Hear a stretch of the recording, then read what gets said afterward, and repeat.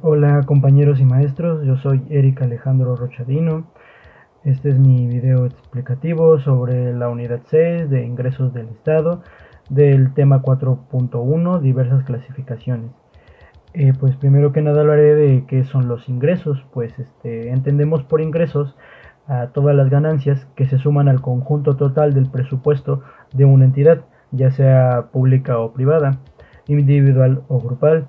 En términos generales, los ingresos son los elementos tanto monetarios como no monetarios que se acumulan y generan como consecuencia un círculo de consumo y ganancia.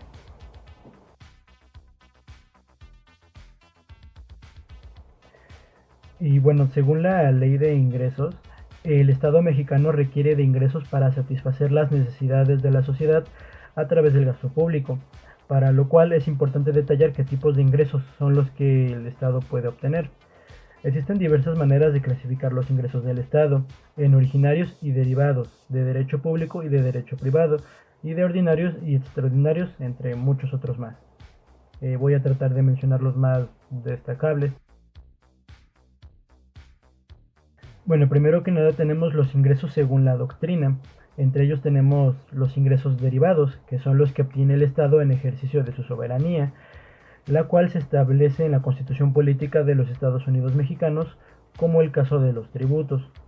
Están los ingresos reales del Estado, que son aquellos que efectivamente modifican su patrimonio, incrementándolo, como los impuestos en ejercicio de su soberanía. Ingresos ordinarios son los que obtiene el Estado año con año, lo que recibe regular o periódicamente. Como ejemplo podemos citar los que se establecen año con año en las leyes de ingresos, tanto en la federación como en las estatales. Ingresos originarios o patrimoniales son aquellos que obtiene el Estado por la explotación de su patrimonio, es decir, de la explotación de los bienes de su dominio privado, como los petróleos mexicanos. Ingresos extraordinarios son estos que obtiene el Estado en un corto tiempo y después desaparecen. Por ejemplo, cuando se da un incremento en el precio internacional del petróleo por un determinado periodo. Ingresos nominales del Estado son aquellos que no modifican su patrimonio, son un ingreso aparente, como los préstamos que obtiene el Estado del interior como del exterior. Y están los ingresos operativos, que se refieren a los ingresos de la empresa o sociedad que percibe directamente por el desarrollo de su actividad económica.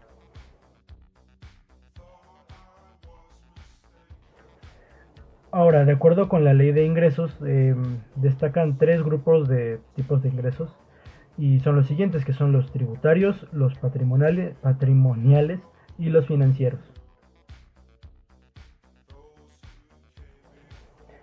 Ahora, con los ingresos tributarios, son una rama de los ingresos públicos y nos dice que la política de ingresos en México se ubica como un conjunto de directrices, orientaciones, criterios y lineamientos que el Estado define con el propósito de obtener los recursos necesarios para sufragar su actividad.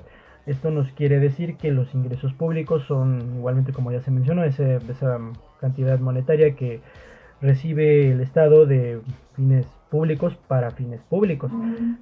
Por así decirlo, los impuestos básicamente que obtenemos, ya sea de manera, como decirlo, participativa o de manera con base a la coerción para fines incluso públicos de la propia comunidad, por así decirlo, no sé, escuelas o carreteras, entre otras cuestiones.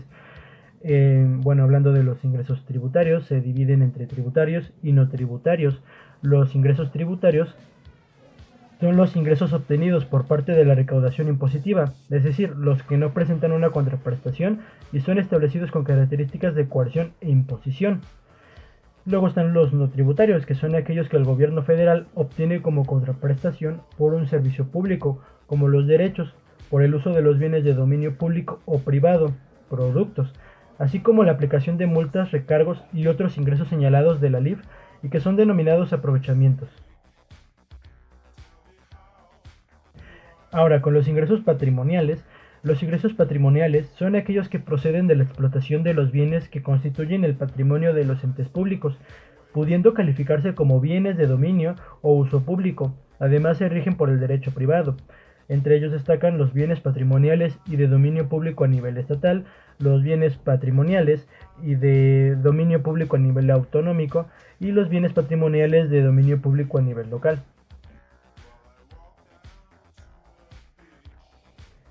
Ya como última clasificación están los ingresos financieros.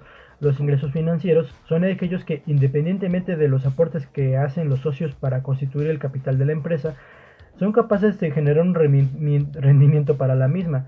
En otras palabras, forman parte de los indicadores financieros de la rentabilidad de la empresa.